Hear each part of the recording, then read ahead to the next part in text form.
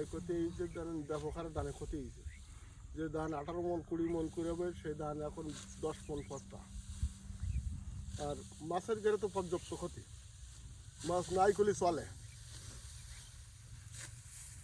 ধান 10 থেকে 12 মন এই হবে, 18-20 মনের থেকে। এই টাইমে মনে করেন যে আপনাদের যে খাবার পানির যে একটা সংকট আছে এই বন্যার কারণে, এই টাইমে আপনারা পানি নিছেন কোত্থেকে বা কিভাবে নিছেন, কেমন কষ্ট হয়েছে আপনাদের? আমাদের ট্যাঙ্কির পানি ছিল এবং টিউবওয়েলের পানি, কল তোলায়নি, নলকূপ। এই জায়গায় অনেকে শুনছি লবণ পানি খায়, লবণ পানি খাওয়ার ফলে কি হচ্ছে আপনাদের কোনো কারো সমস্যা হয়েছে কিনা? না, সমস্যা হয়নি।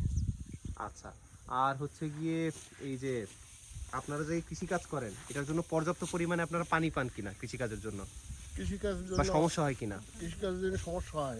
আপনার এই ফাল্গুন মাসের থেকে মাঘ মাসের থেকে আর পানি পাওয়া যায় না, তখন লবণ লবণ আর লবণ, আমাদের পানি নাই।